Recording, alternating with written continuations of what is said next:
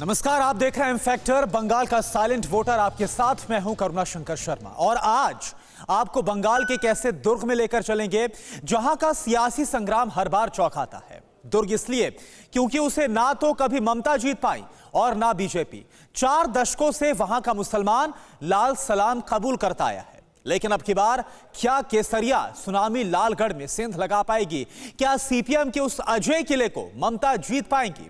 हुगली जिले की पांडुआ सीट के मुस्लिम वोटर अब की बार किसके साथ हैं? आज एम फैक्टर के 34वें एपिसोड में इसी सियासी तिलिस्म से पर्दा उठेगा। आप जरा देखिए, पांडुआ विधानसभा की मुस्लिम महिलाएं जब खुलकर बोली तो किसे गालियां और किसे कितनी तालियां मिली।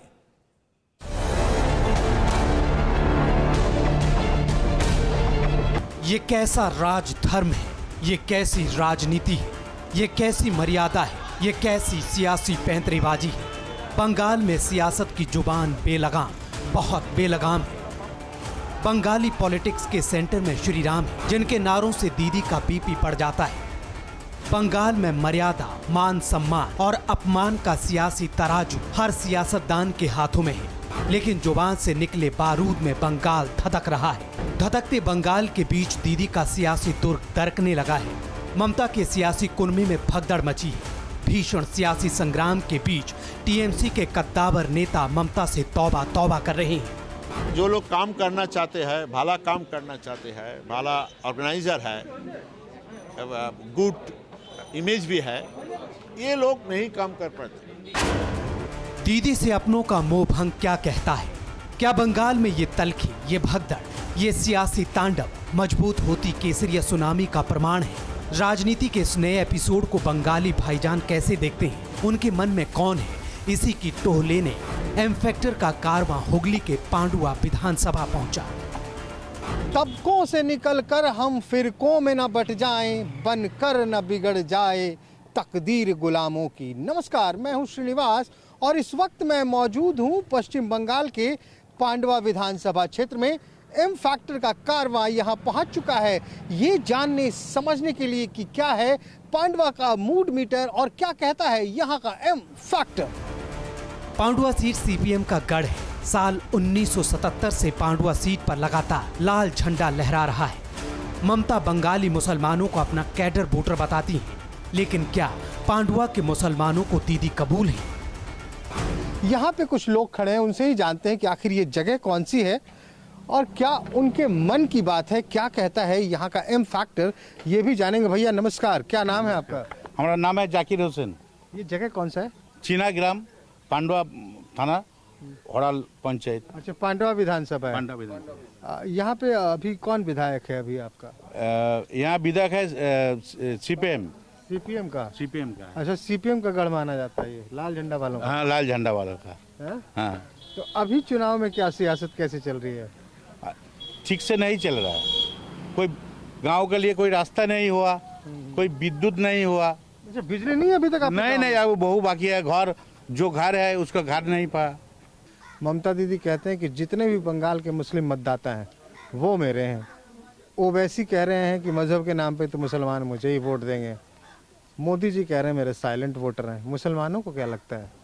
मुसलमान ममता जी ये क्या है कि मुसलमान उसको साथ देंगे, उसको वोट देंगे, वो झूठ बोल रहा है। क्यों? वो जो बोला है, जो करना है, मुसलमान के लिए कुछ नहीं किया है। देख लीजिए, आप पूछ लीजिए रास्ता क्या है, देख लीजिए। तो दीदी नहीं तो कौन? चुनाव तो आ गया, दीदी तो एक बार हट जाएगा तो आएगा कौन? मोदी जी आएगा, मोदी जी आएगा। मुसलमान जो संख्यालघु वोट है वो हम लोग मोदी के देंगे। देखिए, ये बड़ा अजीब सा लग रहा है। नहीं, अजीब नहीं। मुसलमान का जो वोट है वो हम लोग सब संख्यालघु मिलकर मोदी जी के देंगे। मोदी जी की सरकार हम चाहिए। तो मोदी जी तो लोग कहते हैं कि बीजेपी वाले तो मुसलमानों को चाहते ही नहीं। क्यों चाहते नहीं? कहते तो यही विपक्ष वाले। वो तो जो इमाम के बोला है, इमाम कह देंगे, इमाम भाता मिलता है तो वही कहेंगे। अच्छा, जो जिन इमामों को भत्ता पैसे मिलते हैं वो इस तरह की बात करते हैं? वो उस तरह की बात करती है। आपके लिए जो हम जिद पैसे लेंगे आपको सब बात करेंगे। हुगली जिले की पांडुआ सीट दीदी के लिए हमेशा चैलेंज रही। एक हकीकत ये भी है कि पांडुआ के मुसलमानों ने दीदी की बजाय हमेशा लाल सलाम पर एतबार किया, लेकिन साल 2016 में यहाँ कांटे की टक्कर हुई। साल 2016 में सीपीएम का वोट शेयर 43% रहा, जबकि टीएमसी को 43% और बीजेपी को महज 8% वोट हासिल हुए थे। जिस पांडुआ सीट पर लगातार 4 दशकों से सीपीएम का कब्जा है, अब की बार वहां किसकी हवा है? खासकर पांडुआ की उन खातूनों के मन में कौन है जिन्हें प्रधानमंत्री नरेंद्र मोदी अपना साइलेंट वोटर बताते हैं?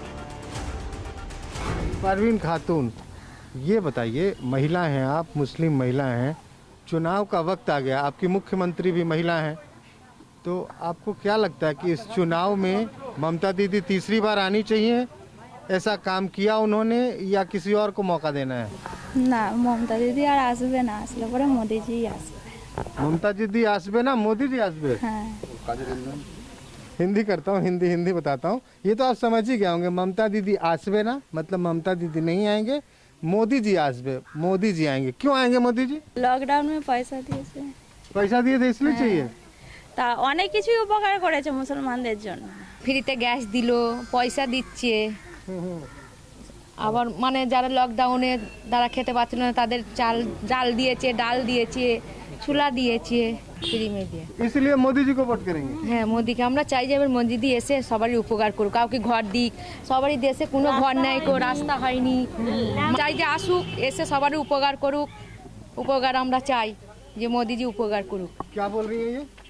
বলছে যে মোদিজি আয়েগা তো সব এদিকে দেশ में উন্নয়ন করেগা, যে 100 দিনের কাজ হয়, তারপরে যে গ্যাস হয়, এগুলো বলছে ঠিকভাবে সার্ভিস করতে পারবে। देखिए, ये कह रही हैं कि मोदी जी ने बहुत उपकार किया जब अम्फन आया, तो अब हमें भी नहीं मालूम कि अभी ने सहायता किन की तरफ से मिली है, लेकिन जो 2-3 चीज़ें ये बता रही हैं, ये बता रही हैं गैस मिला, घर मिला, कह रही हैं दाल चावल मिला।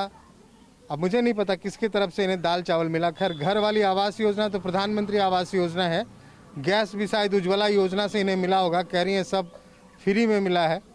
चलिए और आगे चलते हैं। और ये कह रहे हैं कि अब की बार ये बात कर रही हैं कि मैं मोदी जी को वोट दूंगी। बड़ा अजीब सा लगता है, बंगाल के गांव हैं ये। परवीन खातून और रेहाना बीबी जैसी मुस्लिम वोटरों ने दिल की बात बता दी, तो क्या यही वो साइलेंट सुनामी है जिसने साल 2019 के लोकसभा चुनाव के नतीजे पलटे थे? ये पहली बार था जब हुगली सीट पर केसरिया परचम लहराया था। साल 2019 के लोकसभा चुनाव में बीजेपी को 46% वोट मिले थे। टीएमसी का वोट शेयर 41% था, जबकि सीपीएम को महज 8% वोट मिले थे। तो क्या पांडुआ के मुसलमान अब की बार भी बड़ा उलटफेर करने वाले हैं? इसका जवाब हमें छिना गांव की उन खातूनों से मिला जिनकी आंखें विकास की राह देखते पथरा गई हैं। और ये देखिए, ये धान निकाला जा रहा है। जो आप चावल खाते हैं ना, ऐसे ही धान होता है, फिर धान से चावल निकाला जाता है। लेकिन चलिए आगे चलते हैं। जो हमारा सवाल है, उस सवाल का जवाब ढूंढने के लिए हम यहाँ मौजूद हैं। क्या नाम है दीदी? मुमताज खातून। मुमताज खातून। कैसा चल रहा है? पूरे इलाके का माहौल कैसा है? इलाका का माहौल बहुत खराब है। क्या दिक्कत क्या हो रही है? यहाँ पे मैंने हम लोग जो भी मांग रही हो वो तो नहीं मिल रहा है, लेकिन हम लोग तो बहुत गरीब है। हमारा पति आज 12 साल हो गया गुजर गए, तो हम लोग गए थे बोलने के जो बीपीएल कार्ड और एक कमरा घर, लेकिन कुछ भी नहीं मिला। अभी तक तो कुछ भी नहीं मिला। आपके यहाँ तो महिला की ही सरकार है, ममता दीदी मुख्यमंत्री हैं। कुछ नहीं मिला, बहुत बोला हम लोग ने। पार्टी जो है ना, उसके पास तो मैंने बोला था, उसने कुछ नहीं किया। तो हम मोदी सरकार के पास रिक्वेस्ट कर रही हूँ, जो हम विधवा भाता, मैंने जो महिला यहाँ पे है बहुत गरीब है, तो आपकी उम्मीदें मोदी जी से हैं? मोदी जी से। पांडुआ की खातूनों ने सियासी वादों, दावों और दलीलों की किताब खोलकर रख दी। मुमताज जैसी खातूनें बदहाली पर खून के आंसू रो रही। छिना गांव की खातूनों के दिल में छिपा दर्द जब कैमरे पर छलका तो गूंज दूर तक गई। अम्फान के जो टाका दिया है आम आदमी को, आम आदमी के टाका नहीं मिला है। जिसको मिलना चाहिए वो तो नहीं मिला, और जिसको नहीं मिलना चाहिए उसको मिल गया। आपको रिक्वेस्ट है जे मोदी सरकार आई है, मोदी सरकार हमारे लिए कुछ कीजिए। तो आप ये किस पे आरोप लगा रही है? ममता की सरकार पे? ममता जी सरकार पे। 8 বছর বিধবা হয়েছি, কিচ্ছু পারে না। আর কিছুই নাই, বিধবা ভাতাও নাই আর ইয়েও নাই। क्या कह रही हैं ये? बोल रही है बहुत साल मेरा पति गुजर गया, कुछ नहीं मिल रहा है अभी तक। ঘর বাসা কিছুই নাই এদের। क्या कह रही हैं? দুটো ছেলে घर भी नहीं है। সেলাই করে খায়, এটা সেটা কাম করে। ये जमीनी हकीकत है। हम सतही काम नहीं करते। हम पहले भी कह चुके हैं कि सड़क से बाहर आते हैं, गांव की पगडंडियों में जाते हैं और उन जमीनी लोगों तक जाते हैं जहां हमें पहुंचना चाहिए एक जिम्मेदार मीडिया की तरह। और आप देख रहे हैं ये हालात हैं। गांव की यहाँ तमाम महिलाएं खड़ी हैं। मैं सबसे बात करवाना चाहता था आपकी, लेकिन ये लोग हिंदी नहीं बोल पाती हैं, लेकिन जो बोल पा रही हैं वो देख रहे हैं। लेकिन इनकी आंसुओं को तो आप समझ ही रहे हैं, आंसुओं की कोई भाषा नहीं होती, आंसुओं की कोई भाषा नहीं होती। और ये बता रही हैं कि बंगाल में खास करके इनकी जैसी बेसहारा महिलाओं के लिए क्या स्थिति है, ये आप देख रहे हैं। ये कह रही हैं कि अब इस सरकार से तो मेरी जो भी अपेक्षाएं थी वो पूरी नहीं हुई।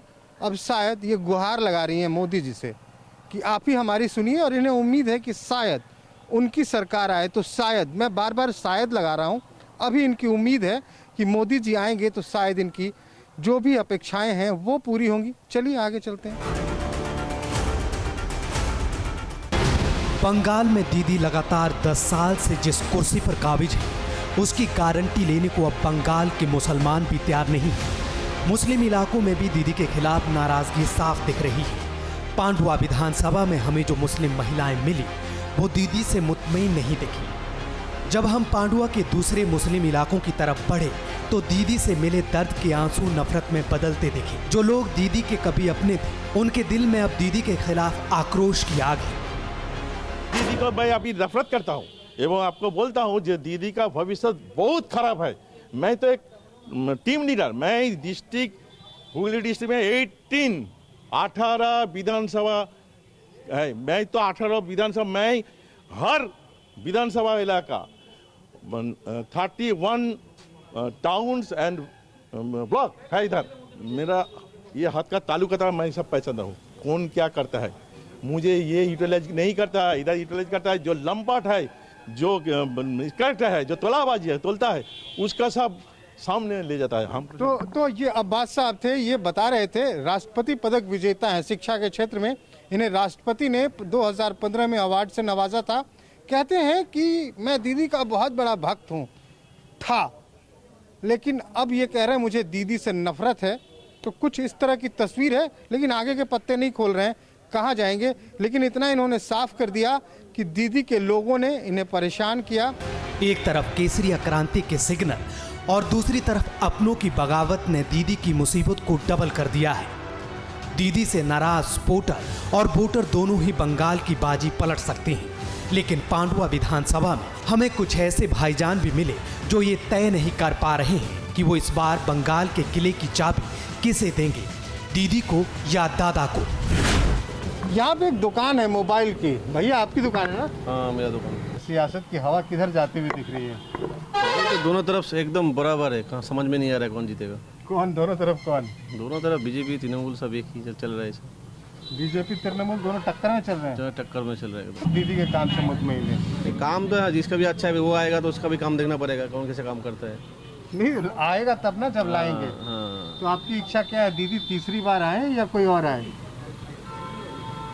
दीदी को ना आना चाहिए। मतलब आपकी इच्छा है कि दीदी आई तीसरी बार, लेकिन आप कह रहे हैं टक्कर तगड़ा है। टक्कर तगड़ा है, बराबर का टक्कर। बराबर का टक्कर है। एक बात और बताइए, दीदी एक नारा दे रही हैं। देखिए इस चुनाव में ना गुजरात की भी चर्चा आ गई है। हाँ। दीदी एक नारा दे रही हैं, बांग्ला में बोलती हैं जिस भी रैली में जाती हैं। मैं अभी नंदीग्राम में था उनके साथ, तो वो बोलती हैं बांग्ला के गुजरात होते देवो ना। तो आपको क्या लगता है कि गुजरात में व्यापारी ज़्यादा खुश हैं या बंगाल में ज़्यादा खुश हैं? गुजरात का मुझे पता नहीं, लेकिन बंगाल का व्यापारी अभी तो बिजनेस बहुत ही ठप हो गया लॉकडाउन के बाद। नहीं ये तो पूरे देश में ही ठप था। हाँ, तो अभी तो ऐसा बोलना मुश्किल है। अभी थोड़ी देर बिजनेस खोलने के बाद ही समझ में आएगा क्या होगा क्या नहीं होगा। मतलब बिजनेस के बारे में नहीं बोल सकते हम कैसा चल रहा है। ठीक है, अभी कोई इसमें तो पार्टी का कोई हाथ भी नहीं है। पांडुआ का मुस्लिम मूड मीटर इस बार किधर घूमेगा, ये अभी तक तय नहीं हो पा रहा था। लिहाजा हमने पांडुआ बाजार से निकलकर पांडुआ जयपुर का रुख किया। यहाँ मिले मुसलमानों के मन की जो बात हमें सुनने को मिली वो दीदी के लिए तो सुकून देने वाली थी, लेकिन एक दूसरे भाईजान के लिए रेड सिग्नल थी। पश्चिम बंगाल में मुस्लिम मतदाताओं के मूड मीटर को समझने के लिए एम फैक्टर के कारवां के साथ इस वक्त हम पांडुआ विधानसभा के पांडुआ जयपुर में मौजूद हैं। आप देख सकते हैं तमाम लोग हैं, यहाँ के स्थानीय हैं। क्या नाम है भैया? शेख शमसुद्दीन। शेख शमसुद्दीन साहब, क्या हालचाल है? माहौल कैसा है? माहौल ठीक है हम लोग का इधर सब ठीक है। टीएमसी का बराबर ठीक है, इधर चलेगा। टीएमसी चलेगा? हाँ बराबर चलेगा। काम किया इधर, काम किया? हाँ बहुत काम किया। और ये बताइए, तो टीएमसी चलेगा लेकिन इतना लोग बाहर से आके लड़ाई हो रहा है। हाँ बीजेपी आ रहा है, ओवैसी आ रहे हैं, कैसे चलेगा सब? काहे नहीं चलेगा? ओबीसी आएगा वो काम करेगा? नहीं करेगा, वो तो बाहर का आदमी है, इधर काम नहीं करेगा। ओबीसी सर दिखावा के लिए आए हैं। दिखावे के लिए आए हैं, मुस्लिम वोट काटने के लिए आए हैं, लेकिन हम लोग उसको नहीं देगा वोट। बंगाल का मुसलमान उसको वोट नहीं देगा, कोई नहीं देगा। मतलब आलू वाला बिरयानी चलेगा, चिकन वाला नहीं? नहीं, आलू ही चलेगा। आलू ही चलेगा? हाँ।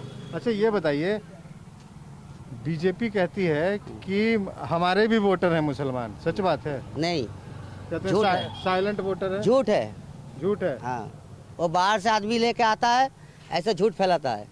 यहाँ तो सिर्फ दीदी को ही चलता है।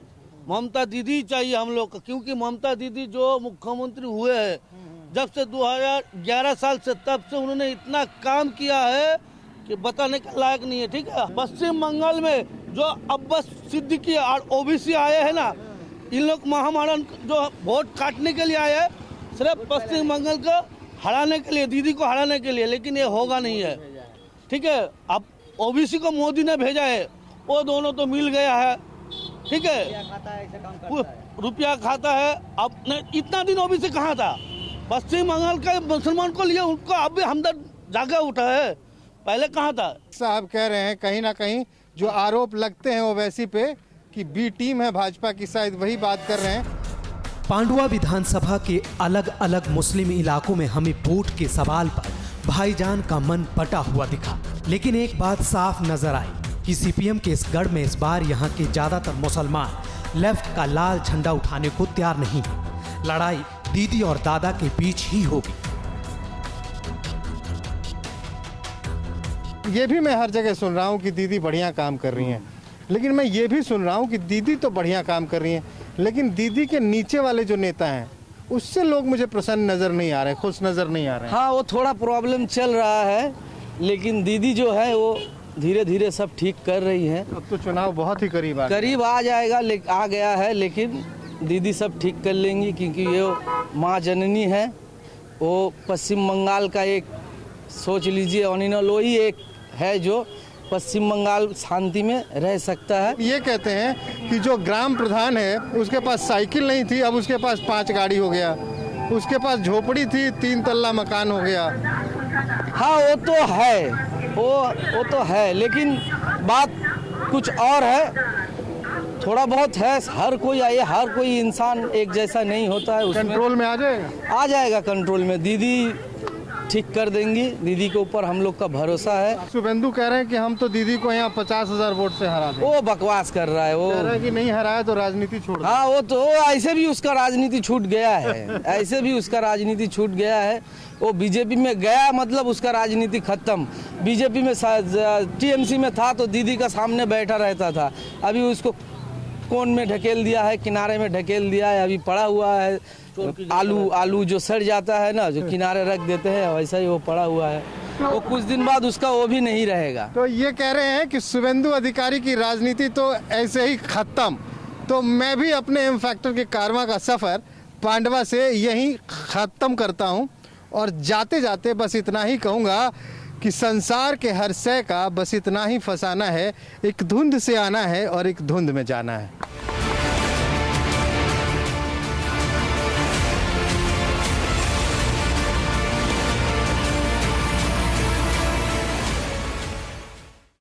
अड़ी सोमवार से शुक्रवार शाम 6 बजे सिर्फ TV9 भारतवर्ष पर।